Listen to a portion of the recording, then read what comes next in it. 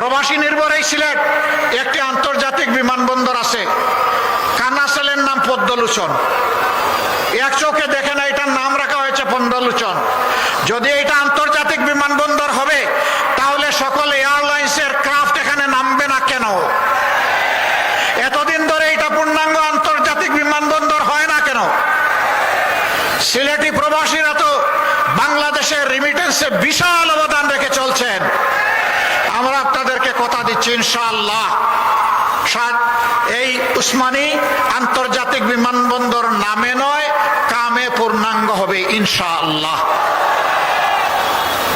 প্রবাসীরা বিদেশে থাকেন, বিশেষ করে ইউকেতে যে সমস্ত বাংলাদেশি প্রবাসী আছেন তাদের প্রায় 90% সিলেটের বংশোদ্ভূত।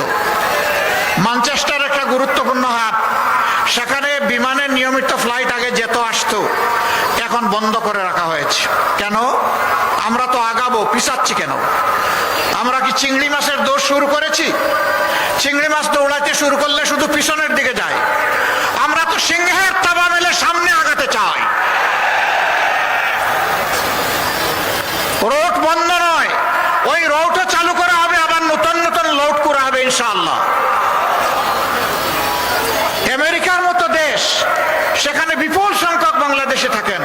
বাংলাদেশ বিমানের যাওয়ার মুহূর্ত হয় না নিউ ইয়র্ক এয়ারপোর্টে। আমরা ইনশাআল্লাহ এগুলা খুলবো, চালু করব।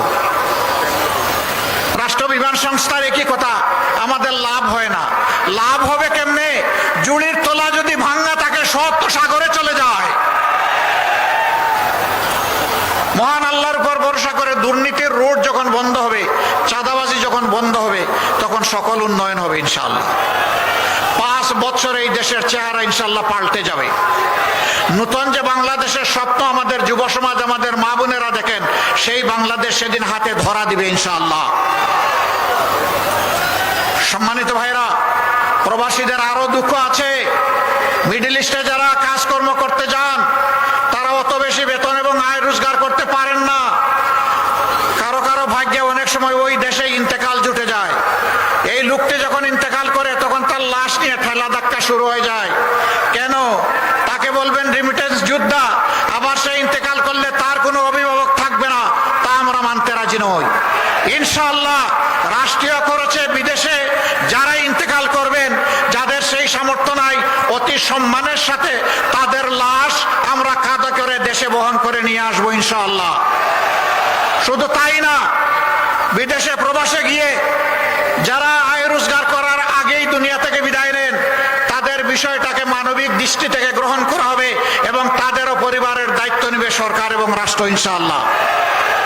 প্রিয় ভাইয়েরা, আমাদের ভাইয়েরা প্রণোদনার চাইতে ওই জায়গাগুলো আগে চায়, জানতে চায়। এবার আপনারা জানেন এই জীবনের প্রথমবারের মতো প্রবাসী ভাই বোনেরা ভোট দেওয়ার সুযোগ পেয়েছেন।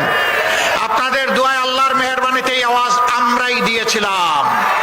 অনেকে তার বিরোধিতা করেছিলেন, অনেকে বলেছেন প্রবাসীদের আবার ভোটের দরকার কি?